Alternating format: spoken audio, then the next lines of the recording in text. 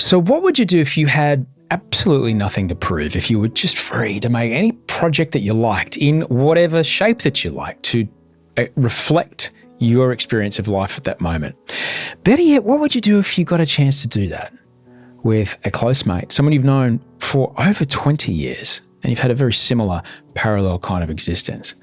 Well, that pretty much describes exactly what happened when Bernard Fanning and Paul Dempsey decided to make an album together. In their own rights, both of them, seminal singer-songwriters from Australia, enormous careers, a legacy of music which has been the soundtrack to Australian life for nearly 30 years. Yet when they team up, the music that they make, it sounds absolutely nothing like Powderfinger or Something for Kate, yet it is so unmistakably both of them. You cannot miss them. You can't mistake them for anybody else. These guys have been on a heck of a ride across their lives. Hearing how they tie their own mental health journey and their experiences of life into this new music is just glorious. And I really love the record. I got sent a couple of tracks. I haven't heard all of it, but I got sent a couple of early tracks. It sounds nothing like anything they've ever done, and I really dug it. I love this chat, and I know you will too. It's so lovely to see you guys. It's been an interesting time in the world, and to have some sort of anchoring to a time previous when, oh yeah, that's right, there is a longevity, there is a continuity in my life. Yeah. It's actually nice to see you both. Yeah. Likewise. Yes. It's been a while. It's good. It's well, good. I reckon we would have met at Cafe Neon in Brisbane how old are you? I'm 50. I just turned 50. Yeah, so you would have probably been just 18. Who were you playing with? Feebles. Yeah, I was playing at Neon? Yeah. At JC's? JC was club. running it. Yeah, his early venturing into the club world. Can't remember. Something bar. Alchemy. No. Alchemy? Alchemy Bar? Yeah, I think so. Might have been Alchemy Bar. Yeah. God, he might have been the only place in Australia called that. Yeah.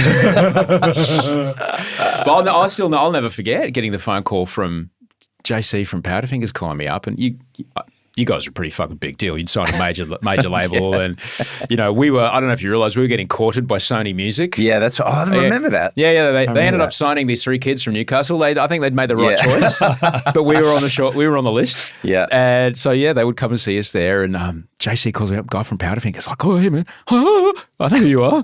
See you off. You got good icons in our city, and come play." It's like, "Oh yeah, what kind of bass do you have?" "Oh, I got a fretless." Whoa, what? You got a what? Yeah, the older version of that. The first one got stolen. Yeah, right. Oh wow. At the Gabba Hotel, I got nicked after a gig at the Gabba Hotel. Broke my heart. I bet it's not there anymore. That beer garden. No, but I met you there the first time. And I think the last time I saw you, I thought it was at a bolo in New Farm. Yeah, Murrindabin, I think it's called, right? That was around the time of like blitzy drinking and not really. Yeah, I was still at it too. Yeah, there was a lot going on. But I stopped drinking in 2010, and they were thirsty days. The thing is, though, the ad said it was for a hard-earned thirst, but there was never quenching. Yeah, that's right. It was always, I think, just this much of it, the next one, and then I'll get there. Yeah, and then I'll be there. You need something to wash that other beer down. Yeah. Beer. Yeah, exactly. Yeah. Apparently it's thirst quenching. Yeah. I'd love to know, was it a text? Was it a tweet? Was it a DM? Was it a tag that said, "Hey, let's fucking pull some synths out, Dempsey. Let's go"? Like, how did this start? Well, I mean, we've known each other for a very long time, since before texts and tweets and DMs. Since well before the smartphone. Yeah, since before things were interesting. Where I remember he faxed me once. Yeah. Yes. But in more recent years, Something for Kate recorded our last album up at Bernard's studio in Byron. So we kind of, reconnected after, not having seen each other for a few years. And so we were just kind of in touch again. And then during the lockdown, I did text Bernard about doing a song together on the Instagrams. And we did that Under Pressure cover of the Bowie and Queen song. And then there was just, chit-chat back and forth. And then I was like, hey, do you want to throw some ideas around? And maybe write some songs. So as you're exploring, like sonically, I was in here the other night, and this is the place in my house where I just sit here and listen to like doom metal, and it's really nice to have a space where I can do that. Because otherwise, it's always, what are you listening to? Yeah, it's about Vikings. Don't worry. Yeah. My brother's into doom metal speaking as well. my language. Really good. Did you know Paul? Yeah. I do it at the kitchen table with headphones. Yeah, Oh, really? Yeah. He's a metalhead. But sonically, when I'm listening to this last night, I was like, wow. There's like no axes that you picked up on tour anywhere that are on anywhere near this. There's just it was so delightful to hear the vocal tones, which I'm so familiar with, exploring this completely different space. Yeah. What was Sitting it like? over something really different. Yeah, what was it like for you? I mean, to be, okay, yeah, A minor, yeah, G, okay, yeah. Okay, let's put a capo on. Woo! Yeah. Like, what was it like to do something so different? It was awesome. Like singing over sequences is so different because it's so exact. Like when you're playing with humans as opposed to machines. I mean, obviously we're playing with humans. Yeah. But at the demo stage, everything was probably a lot stiffer than the record turned out to be, because the guy that played drums on it, Michael Urbano, is just a genius. And he was able to push in front of the arpeggio and sit behind it and do whatever throughout the song because he's a master. I guess we've been making a lot of the idea that there's not that much guitar on it. There's guitar on every song. Yeah. It's just that it's not where you're accustomed to hearing it in the mix, where Paul and I are concerned, where we've been in guitar bands. Bowie was right. Yeah. Yeah, it's not like guitar driven. No. But there's guitar everywhere in the same way that there's guitar all over Prince songs or that's Bowie right. songs or whatever. They're just not necessarily, it's not like ching, ching, ching the whole time. It's just featuring the synthesizers a lot more than they have been. They ordinarily, when either of us have used them in the past, generally they've been textures. Yeah. Whereas now they're running the show and the guitar's providing texture. Yeah, and it's beautiful as well because it means that like you hear the voices differently, like you said, because they're not competing with distorted guitars. So suddenly the voice is really nice and clear because there's all this space around it that isn't being taken up by distorted guitars. And also for the guitar, when the guitar does appear, it's like, it's not just playing power chords, it's doing something cool and interesting. Then there's a time and a place for that. Oh, totally. But tell me about the idea of both of you could have just as soon not done this album, right? Yeah. What do you get out of challenging yourself creatively like that?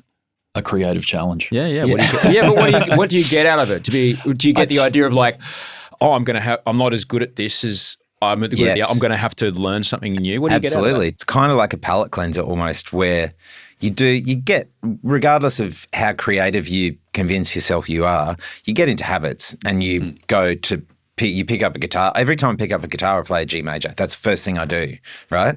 So capos do help.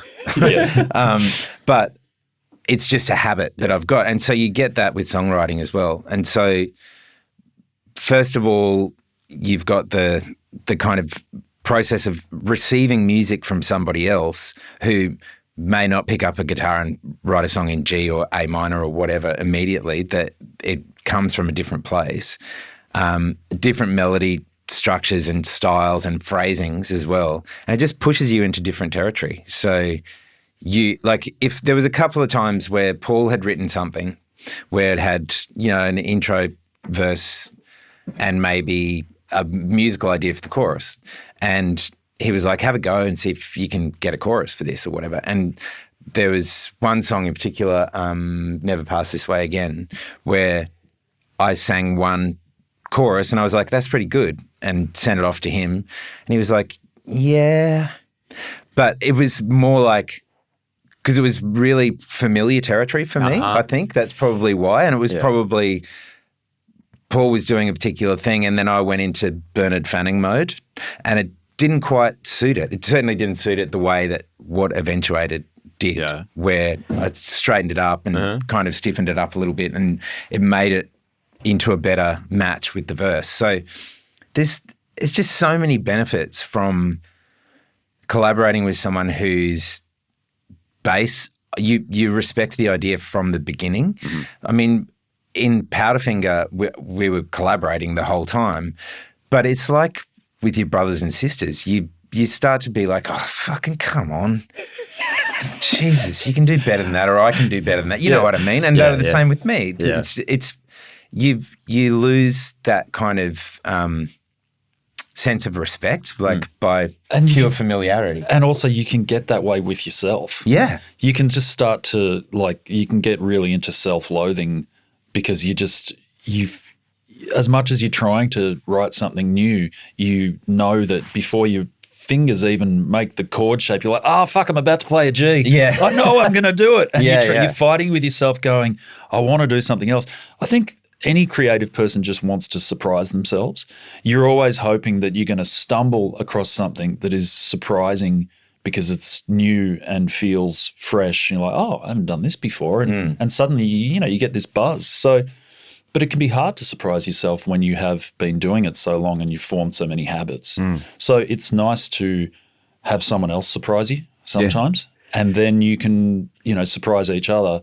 And then you can end up with something that's surprising to both of you. Yeah. And I think that's what this process has been, is like, okay, let's start here and see where it goes. And then, there's a track, the title track, The Deluge. I think when we kind of finished that, we both went, this is a whole new sound for both of us. Let's go that way. Go, let's pull that thread, basically. Right. Yeah. That was the one. I'm sitting here last night. I was listening to that one going, oh, hang on a second here. Yeah. I think it was Bill Hicks who talked about, you don't like drugs, that's fine, but then you're going to have to throw away every one of your records because because you can't write Purple Haze, And I'm not going to say similarly, but kind of in that said, there's people with excellent mental health and there's people who write excellent records and they're often not the same person, and there's this line, and it was one that I've had to come to grips with of, I've got this job and this career that I have because of the brain I've got, but when the brain that I've got I don't keep on top of, it has nearly tried to kill me before. You talked about the self-loathing. Has that been a thing that has I remember once you talked about you used to write everything down in a notebook and then you would burn them. Yeah, I still do. Yeah, right. Still does it. That process, I was writing this morning. I don't burn it, but I keep them all. Tell me about the idea of, coming to grips with the parts of you that allow you to access those kind of creative ideas, but also as you get older and, you got kids and things like that, like I can't really just kind of push this stuff away. I'm going to have to take responsibility for it. Yeah. Songwriting for me was always really mysterious, from the time I started doing it, and I just didn't really know. I didn't have a method. I didn't have a reliable method that I could just repeat every time. It was like every song that came felt like this fluke. So I didn't feel in control of it. And by the time I was 27, I started to really freak out about that. And the band had been really successful, and I'd achieved everything way beyond what I ever thought I would achieve, and all my dreams had come true. And I also found myself with, a whole lot of people around me who were kind of depending on me to keep doing it and do it again and do it again. And I just crashed. And that alongside with a whole lot of unresolved personal stuff, and I went really, really down and had really awful depression for a couple of years and went through a sort of difficult process of attempting different treatments and medications, all of which over a 2-year period just was eventually declared treatment resistant because they all just made everything worse. But it basically, long story short, I snapped and my brain broke and I had to put it back together different. And I feel like my life since then, between the age of 27 and 30 was, this hard slog. And then from about 30 onwards, I started to really enjoy the opportunity that I found, that I had this opportunity to rebuild my mental processes and my psyche, or whatever you want to call it. I could do it differently and better and just enjoy that process. And it's not it's never done. The work's never done, but you can enjoy that it is a daily opportunity to to, not be stuck in thought patterns. And like I said before, creative people just want to be surprised. And you can find different ways to surprise yourself. And you can surprise yourself just in your own approach, or your own reactions to daily things, like your kids doing something or something happening in the schoolyard or the supermarket or whatever. You can surprise yourself by how you choose to react, and you can treat it like a daily adventure, and that can play into your creativity and the way you write, and so it's not a mystery to me anymore. I still don't have a method. I still don't have any tried and tested way of doing it, but I'm not scared of it anymore. I just know that you have to do the work. And it is never finished. No, never. It does come for you. That's part of the trap, I think, is thinking that you can get to some finish I did my line. 10 episodes of my mental care plan.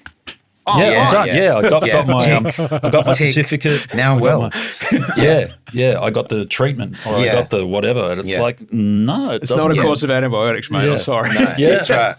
That's right. You have, realizing that the source code that we pretty much react with is all written before we're the age of 5, and the rest of our lives is essentially, some of that can be rewired. Takes work, but it can. And the rest of it can be just noticing that stuff and going, that's the thing. I'm trying to be different these days. Yeah.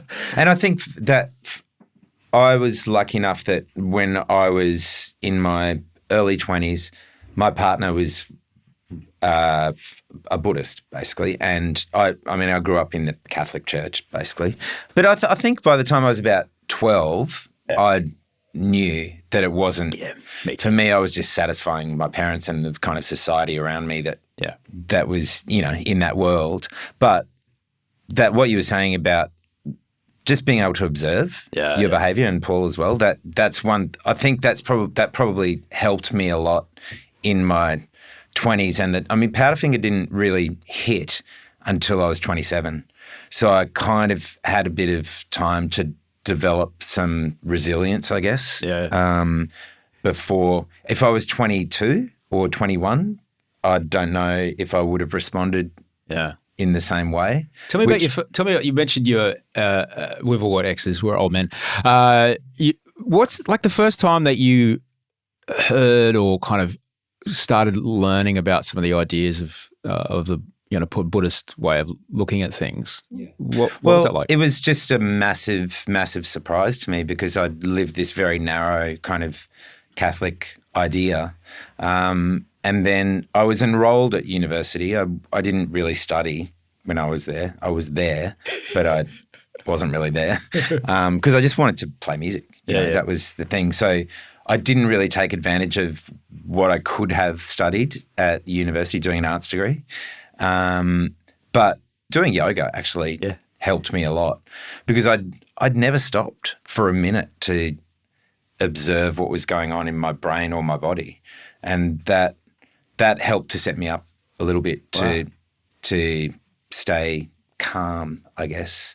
And also relating that to the band, I was not a natural performer. I was not comfortable on stage. I've only become comfortable with the idea of performing probably in the last 10 or 15 years, maybe, since Powderfinger, like the end of Powderfinger. Around then, maybe 2005, I started to think, well, just get over yourself. People actually want you to be there.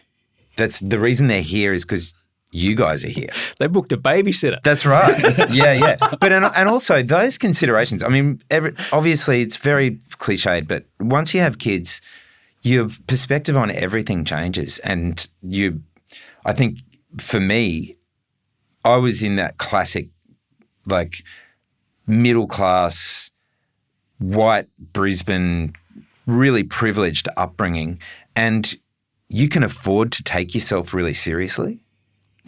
You know what I mean? You're in that position socially, and like my family was, relatively comfortable economically and whatnot. So I was kind of afforded that privilege. And I think once you have kids, you're just like, you really are a wanker a lot of the time, aren't you?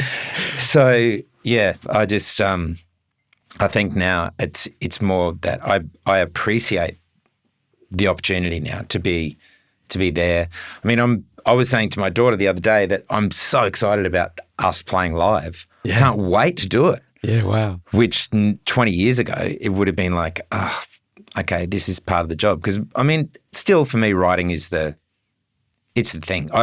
Regardless of collaborating or not, the time writing by myself that's what I really treasure. And that's what I think probably has kept me with some perspective on what the world is like. When you are on stage now, I mean, obviously, have you had a chance to put a band together? And we're working through that. Yeah, Try it out. we've got a theoretical band, yeah. Yeah, we've got a band that haven't rehearsed yet. Yeah. Wow. Yeah. Oh, well, that's good. So when you are on stage now, you say that you've kind of got the ability to kind of connect and be observing of the moment a bit more? Yeah, I think so. And I think in the early days, I was nervous because I wanted things to go right, and I didn't allow myself to be really freely in it. Whereas now I enjoy seeing other people enjoying it. I guess I have a lot more kind of care for the audience and the way they feel. Yeah. But then there's that really basic stuff like, okay, these people bought a ticket which was $99. They got a babysitter, which was another $99. They maybe had to go to dinner. They had to get a taxi.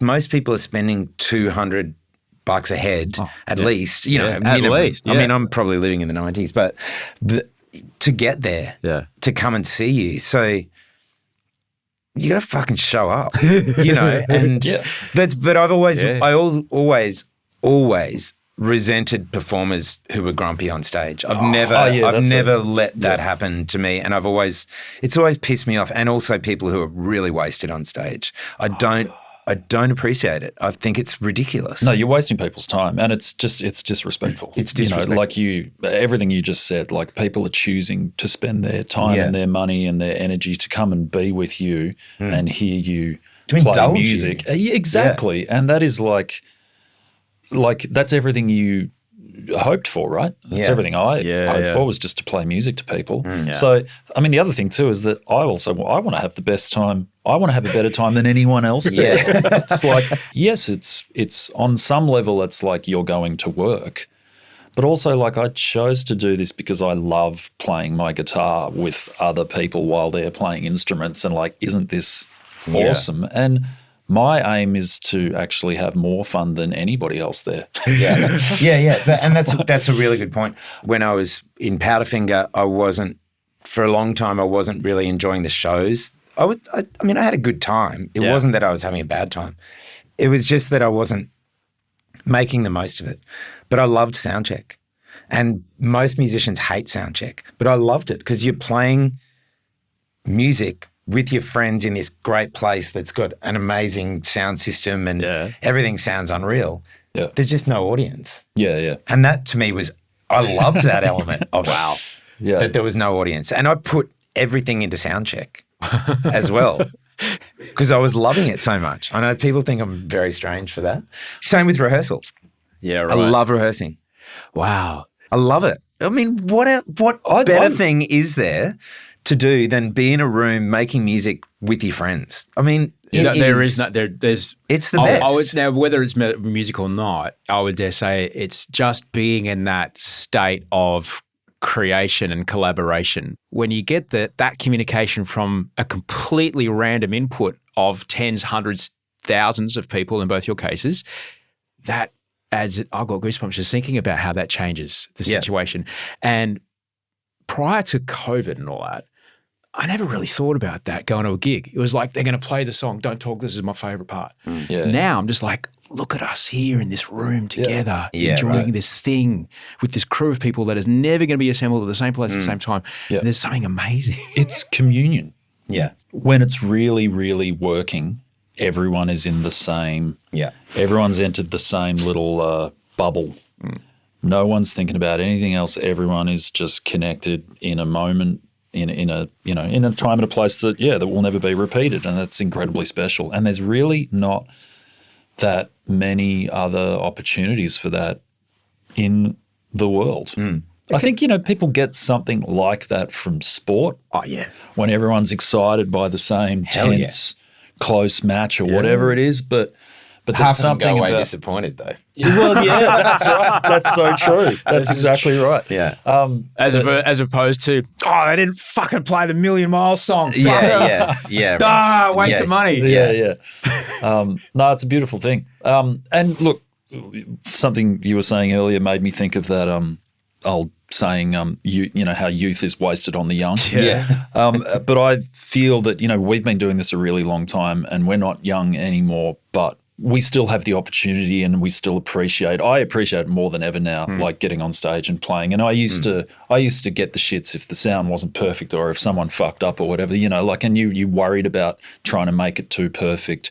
But I feel like I've entered this beautiful time in my career now where I understand the opportunity I still have and I don't have bad shows. Because why would you? Yeah. Something goes wrong, you just go, whatever, it's get funny. on with it. It's funny. Yeah. You don't, If it sounds just- shit, it's just like, that's what it sounds like. Yeah. And I know what to do. Deal if with it. it. Sounds bad in change your your ears, just brain. pull it out. Yeah, exactly. Listen to Make the the PA or mental whatever. adjustment to keep going and just understand that, you have a choice and it's an opportunity. You don't have to have a bad show. You can choose not to have a bad show. It's special when you get to that point. You're describing what I think, and I often talk about it, this is the one superpower that we have as humans, that if our brains are working correctly, we choose how we relate to the thing that's in front of us, and therefore we create what we have. Yep. But when I know this for personal experience, even though I knew I could choose it, my brain couldn't do it. Yep. And I was stuck. Yeah. It was horrible. And I needed some really powerful drugs to help me out of it. Yeah. Now you know this, and the way you relate to it, and just think the way you talk about it. Because I was talking to you and connecting with you during that time. I remember what the look in your eye was very different to what it is now. Yeah. Probably mine was as well. When you talk to your kids about this idea of, well, such and such was said to you this at daycare. Well, you could be this or that. How do you describe it to them? Really just that, there are things that you can change and there are things that you can't change. And getting upset about something that you can't change is really wasted energy and doesn't make anything better. But if there are things about it that in a roundabout way you can change, whether it's your reaction to it or you can do something about the circumstances of whatever it is that's upsetting you, then focus on that. But yeah, I think it's just really, and I think even my 8-year-old can understand what she can't change. Because it's pretty easy to explain. You can't do anything about that. What could you do about it? And once you understand that you can't do anything about it, then you need to move on, or you're just banging your head against a wall. Yeah. And I think that's easy enough to. It's another thing to do it. Yeah. But you can start talking about it. You can have the conversation. Yeah. Yeah. And it's okay to be annoyed about it. It's not to say Oh, yeah, to be it's annoyed. sure. Yeah, it's that thing. Yeah. You're like, you can't control the situation, but you can influence it. That's right. By how you respond. Yeah. And that's even my kids are 14 and 12, and Gab, the elder one's daughter, picks on the 12-year-old and he keeps responding. And I'm just saying to him, if you ignore her, you're going to have a much better day. Right. Despite what your dad says, no audience, no show. Yeah. I mean, that's the other thing too, is you don't have to give oxygen. Yeah, that's right. You can just let it.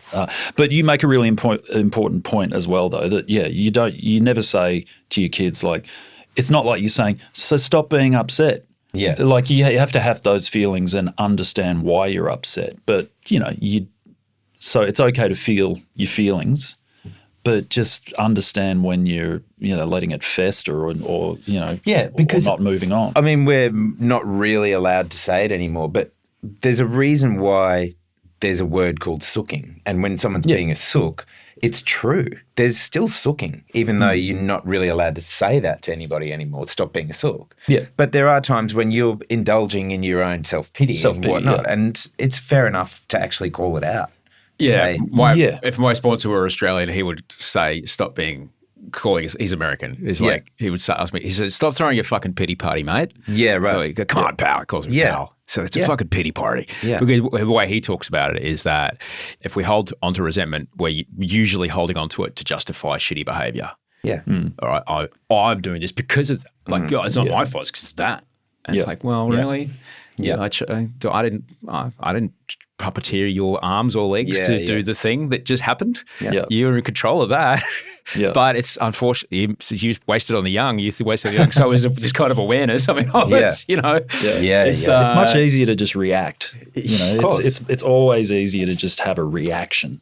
Yeah. Because something else made you react to it. Yeah. It's harder to be in charge of that reaction. It's kind of scary the first time you realize I can choose this, and then you start to realize, oh, hang on a second. Yeah. But I mean, like what you were saying before, though, like there are times where you can't, and I remember that feeling of not being able to. I couldn't get out of bed, for a year. Yeah, like you can't get up off the floor. So there are times where that that there's a neurochemical thing going on, and it's hard to be in control of that. What would you say to people who just heard you say that and, that reminds me of my son or my wife or my mum? What would you say to them about the person in their life that can't get out of bed? I mean, I'm obviously I've become a very pragmatic, practical, as much as I can be. So you just need professional help at that point. Yeah.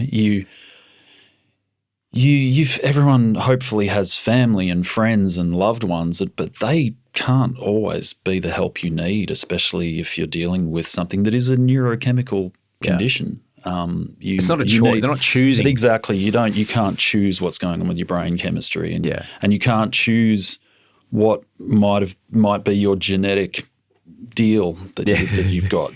So there's a point where you have to go, no, I can't talk to my mates about this. So this isn't a pub conversation. This isn't. Not even my family can really help me with this. I need. I need a team. Yeah. And you need to bring in the mental Navy SEALs. It took me a really long time. Yeah. Because I was really good at coping. I was really, really good at just getting on with it until I wasn't. And then when you can't get off the floor, or you can't, explain to your partner why you don't want to do anything or whatever, and talking just seems like the hardest thing in the world or whatever, eventually I think you need to bring in the serious professional help. You can't use a sick brain to think your way out of the problems of a sick brain. Yeah, that's right. It's like trying to bite your own teeth. Yeah. And it can be hard, though, to realise, hang on, up until this point, my ideas have managed to solve every one of my problems, but my ideas aren't working anymore. Yeah, and look how successful I've been. And look at, everything's going great. So why would I change this? I've achieved everything else. Why can't I achieve this? It can be often these things are thrust upon us, though, aren't they? Everything works until it doesn't. And then when it doesn't, you realise, I've been standing on a Jenga tower this whole time. And then you have to kind of put it back together, which is kind of tricky. How do you've got, as you mentioned, you've got kids. Paul talked about that it's a daily practice to kind of keep on top of things. How do you keep on top of things? Yeah, trying to stay calm is the most difficult thing. The bickering side of things I find really difficult to deal with because you can see how unnecessary it is. But you think that it's unnecessary, but it's part of them forming their personalities as well and working out what dominance and submission and all those things are, and when you're going too far, and which, when you're 14 and 12, you're very reluctant to admit if you've gone too far. It's like, like we were talking about, it's because of this that he did that, she did that, blah, blah, blah. So, I'm really guilty of losing my shit as well. Like, I'd end up yelling at my kids because it's such a pain in the ass. So, isn't that, like, come on, man, I've done. Isn't that the reality for everybody though? Absolutely. And I've met Dr. Phil's son. He got yelled at. Yeah, right. Yeah, okay. Yeah, fair enough. And, not always proud of myself for doing it, but sometimes it's what actually needs to happen. But then you get the opportunity to model what an apology looks like. Yeah. And it's the hardest thing. It's certainly not, I think you and I, we're kind of Brisbane era, we had a very similar upbringing in, the kind of cultural version of what fatherhood is. But now the worst thing about being a parent, it's not the sleep. It's not the theme songs that, oh man, can we skip through the theme song, Max? Yeah. It's shit. Except Octonauts, that's a really good one. Yeah, that's a banger. They don't do what you tell them. They do everything that you show them. And then it's like, oh, fuck, it's me. Yeah. And you kind of have this opportunity then, though, to go, okay, well, I just saw you do something I remember my dad doing, and the only reason you've not really met him, so the only reason you're doing that is because you've seen me do it. Fuck, okay. Yeah. It's interesting though, like my dad was born in 1926, right? So he'd be 98 if he was alive now. So he grew up in an era that was complete, and I was the youngest of my family, and he was the youngest of his, of 10, right? God damn. So, and my grandfather was born in 1880. Yeah, so it's like the stretch back to these other times is massive. And so my dad was like a classic old school gentleman sort of thing, like buttoned down, always had his hair brill creamed, had his teeth clean, shaved. Three-piece suit to the gabba? No. Not, he wasn't. He worked in the Commonwealth Bank. He was not like a high-end guy. They were At the Apple store. Yeah. It's an Apple store now. Yeah. But I find myself now going back to his principles. Oh wow! Because he was a very respectful person. He was generally very calm, quiet, good listener, all that stuff. And they're the kind of things that I aspire to. I guess, right. And they're just universal, regardless of what era you live in. Yeah. Principles that you can aspire to. They're being calm. I mean, that's the key to being able to assess what's actually happening in the world, isn't it? Yeah. How do you find your way there at a blink? Oh, I'm not there yet.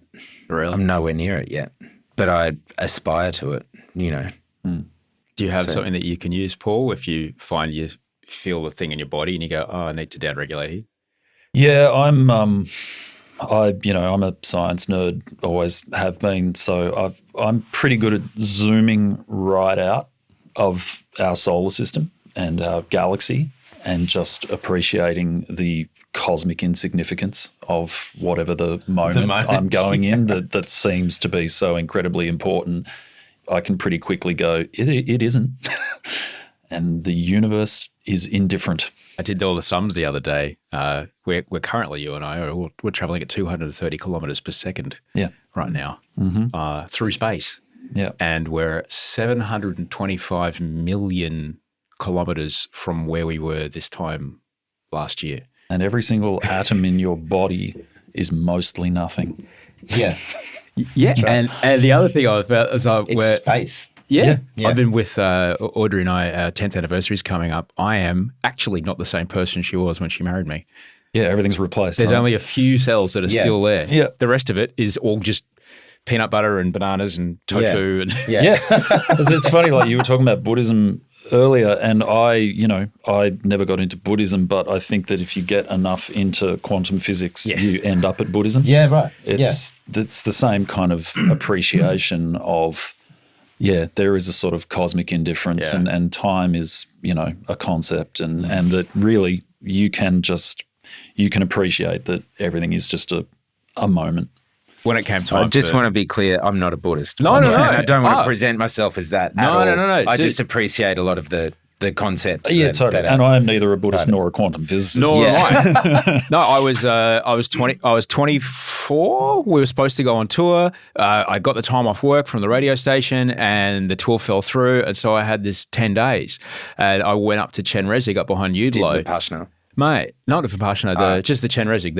Right. That was up in the Udlo there. And I just sat quietly and talked with a nun every day, and I came back very different. I'm not a Buddhist, but I'd never really thought about the world like that, and I've really appreciated that kind of outlet. I listen to Sam Harris a fair bit. It's got a really good app. Yeah. Sit in my sauna and listen to Waking up. Oh man, Yeah. the It's lectures, good. man. Very- I sit there it's listening in my helpful. sauna, listening to Alan Watts late at night. Yeah. It's really fucking good, man. Well, listen, when I heard you guys doing a record, and I knew you were going to go play, I thought, yeah, that'd be a fun tour. And I'm not going to lie, I was like, is this going to be like, I don't know, like let's say, I don't know, like Dave Grohl and were he still alive? Dave Grohl and Tom Petty are going to do an album together, and it's going to be, arch tops and Gretches at 50 paces. And then I put the record on the other night, and I was like, this gig's going to be fucking great. I'm going to dance the whole time. Yeah. Yeah, it's a good energy. It's upbeat, It's Yeah. it is going to be fun. It's going to be fun to play and hopefully fun to watch. Because that was the premise. Yeah. At the beginning, that's what we said. No matter what we're doing, we've got to have a good time. We've got to make sure we eat really nice food, do as much traveling as we can. The music's obviously at the heart of it, but all that ancillary stuff's really important for how much you enjoy it. Yeah. So, and especially because there was a year and a half of us doing it digitally, by mail. Yeah. remotely, Dropbox. Yeah. Sending each other ideas. Yeah, we started in lockdown. Yeah. So, Yeah, we're like, we were a year and a half into, exchanging song ideas and stuff before we could even get together. Yeah. And then when we had enough songs and it was time to actually record something, it's like we hadn't even spent that much time together. So it was like, all right, let's go on a road trip. And that's how we ended up in Norway. Yeah. We were both in Europe anyway, so it wasn't a huge leap. But we were like, well, there's this incredible studio on an island off the west coast of Norway.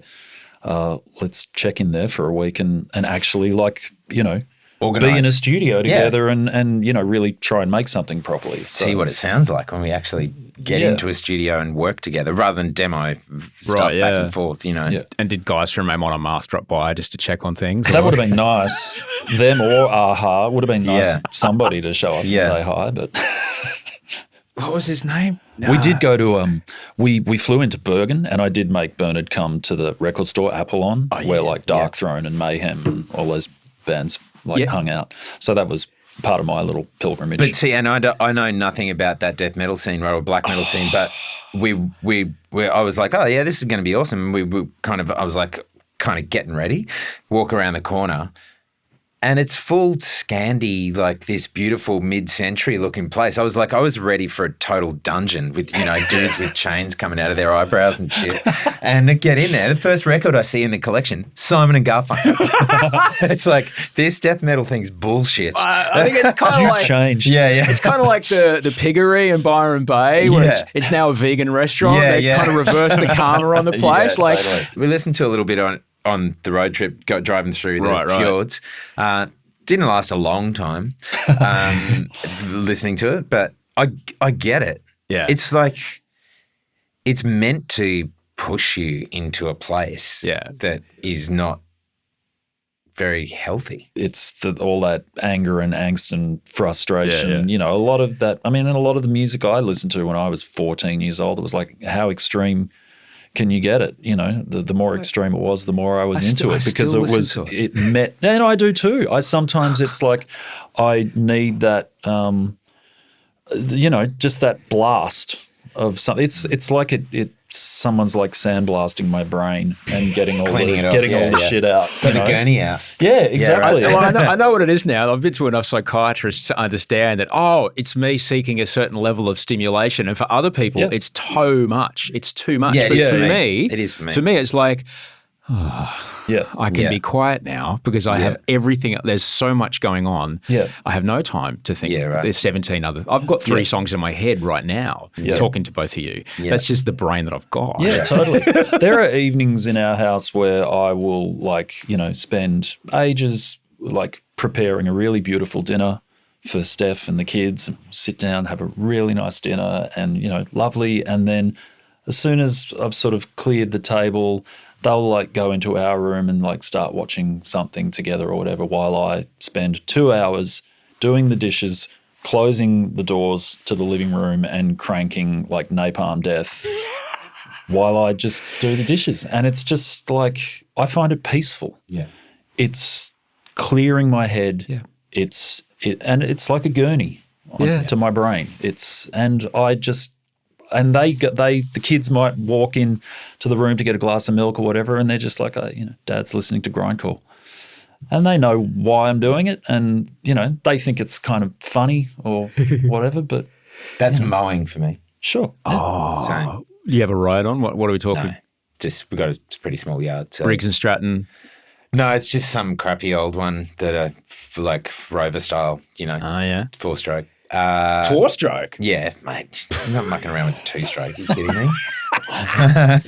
There's some, I mean, I know there's electric ones now, but there's just something about, there's something about that special mix. Yeah. Look, I'm with all of the devices in our house, we try to, wait till they die. We moved into the house and there was a dishwasher there. It took 7 years for this piece of shit to die, but we stuck with it. And I'm doing the same with my mower, and I'm going to go electric next time. But when you at that time of year, say the summertime where you live, if you don't get on that lawn after a rain, oh yeah, you're going to have to call the you slasher. need your 4-stroke. You need the power. How long are you out there for? Oh, it takes me about. I mean, it could take me half an hour. The actual mowing, I usually like to stretch it into an hour and a half, 2 hour session. Like just a bit of pottering around, reorganising tools, where the rake goes, whatnot. As a young man, did you often wonder what are they doing in the shed? No, because I had Bernard's mowing service in Toowong when I was growing up, so I was right into that. That's probably what it is. It's like taking me back a little bit to that time being a kid. But at the time, I didn't have AirPods. Yeah.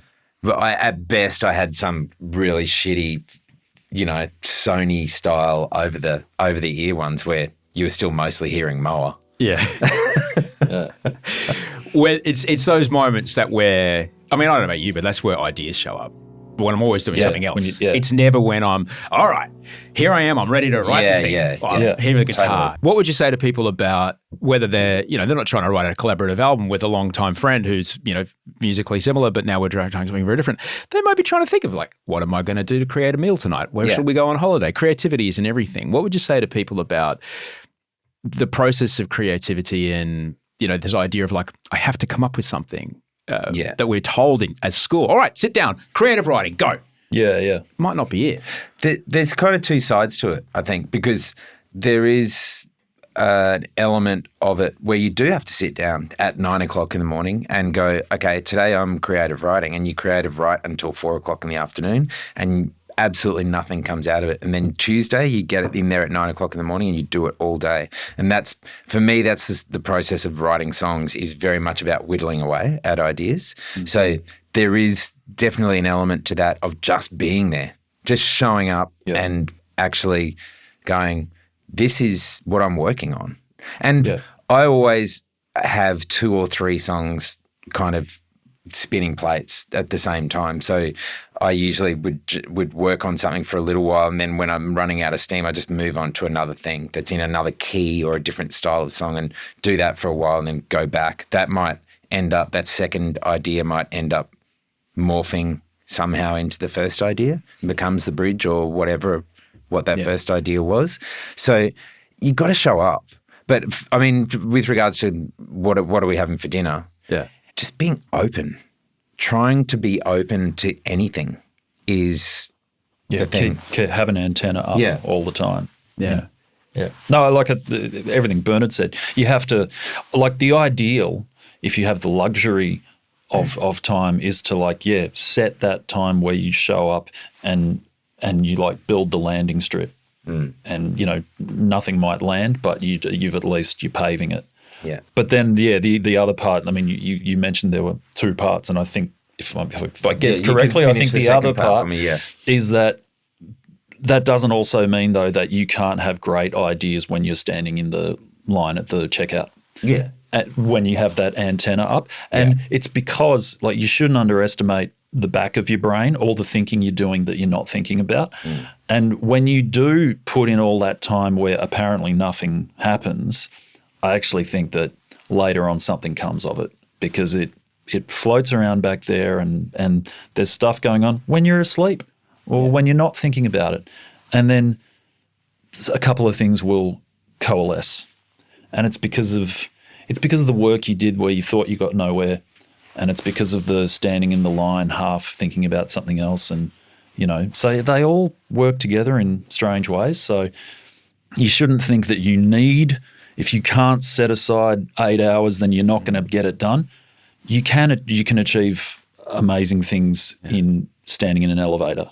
Our subconscious, because something is just there. Our subconscious is amazing. When I learned how to snowboard after learning how to ski, I linked a turn together like on a Monday, and then I went to sleep that night, and I woke up the next morning. Like I fell over it all day long. The next morning, I woke up and I could turn. Yeah. Because at night, my brain had gone, okay, buddy, look, we figured it out, knee, toe, foot, hand. The next morning, I was like, oh, shit. Yeah, there it is. And I hadn't deliberately done it. Just my brain had gone, we know what's happening here. Yeah. We'll sort it out. And that's, you have to leave that space to also feed your subconscious. Look at other people doing it. So observe, see. That old saying, sleep on it.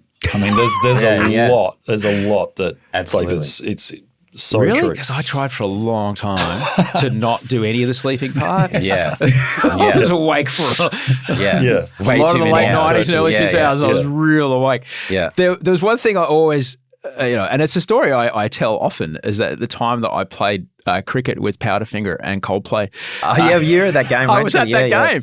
And it's something I've always loved about you, Bernard, is your true just adoration of sport. Yeah. What does it do for you? Well, I played a lot of sport when I was a kid. As soon as the rugby league grand final finished, it was cricket. Yep. So then we played cricket until cricket finished, till the Sheffield Shield final for cricket finished, and then it was rugby league. But we cheated a little bit and played tennis in summer as well, cheating on cricket. But honestly, that's what we did. We just played so much sport. We watched heaps of sport. Yeah. But I was playing piano at the same time, and we loved music. I had a 10 years older brother that was a really good cricketer. He was playing first grade cricket, played Queensland Colts cricket and all this stuff. Wow. So that, I guess, also, that was when he was 18. He would have been your god. Yeah, that's right. I was 8. And cricket has run very strongly through our family. So it's probably one of the key things in my life, cricket, I guess. Tell me about the Brisbane band cricket competition. Yeah, that was in the 90s. So run by Chopper from Chopper Division. We played up until, I think, maybe internationalist. But then we were just touring too much and we just couldn't be there. You can't break a finger. And we were in the Web Fingers. So Webster, which my brother managed, that band, and Powderfinger joined forces. So, and like old local Toowong ring-ins and all that sort of stuff as well. So it was just every Sunday, I think it was 25 overs or something like that. And there were varying levels, like Triple Z were like the stoners of the comp. They were drinking beer and getting stoned on the field, and Chopper Division were really serious. And there was one other side that they ended up bringing in a guy who played for India B. Get out. Yeah. And he got 100 off about 20 balls. And it was just like, fuck this. My youngest brother, until very recently, I think he still actually does. My youngest brother plays in the Zoo Bombers. Yeah, right. Yeah. Which, I think that might have mutated out of the Triple Z team, right, possibly. But yeah, that didn't arrive until after. We were in the pretty early days of the comp. There's a book. I wrote the foreword for the book about it. Chopper had, it's like all the stats from the games and stuff. It's very niche. I just love this because there was something about that, what happened in Brisbane in that time. Yeah. You're from Melbourne. That's just what Melbourne was. But we're talking like we came out of this literal cultural drought. If you've read Pig City, it was like cops would beat people at gigs. It was fucking horrifying. And then suddenly we just exploded into this thing. Yeah, that was a scene. Yeah. Fucking felt freeing and joyful. Yeah. Do you get involved with sport with your kids? Do you do that? My son is a mad soccer player, really, really into it. It is fun watching your kids play sport. We're really lucky. There's a group of parents so he's been playing there for 6 or 7 years now, I guess. And there's a group of parents that are really cool and fun. So it's fun to go and be part of that as well, watching them fail and succeed and all of that sort of stuff.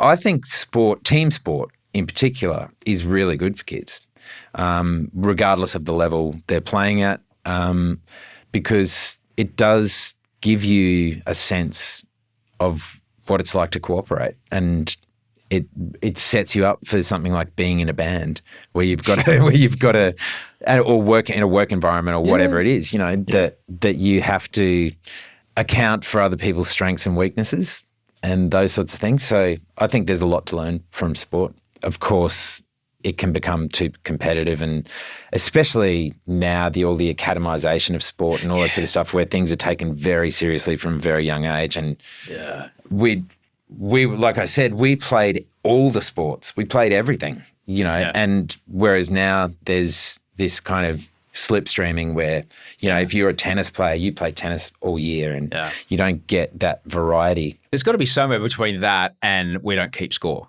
Yeah. Because how are you ever going to learn to fail? Yeah. Because that, for me, that was a big part of getting to where I am, is like learning to be okay with not getting it right. Yeah. I mean, which is the thing that coaches usually aren't happy with. Yeah. And, we went to the same school, and we traditionally, it was like a rugby school. Yeah. It was really good at rugby, but it was really shit at everything else. So cricket, I think I played 5 years of cricket, so I would have played 50-something games for the school. I think we won 2. All right. So I was very used to failing. When you're doing these gigs, like, do your kids care at all? They're starting to enjoy it more now. Oh. Yeah, they're both decent musicians. And both seem pretty talented. So they never really did give a shit. They're more interested in whether they're getting a backstage pass than anything, than the concert itself, Yeah. Our kids are also musical. Our son's like playing piano and guitar and he's a pretty good singer.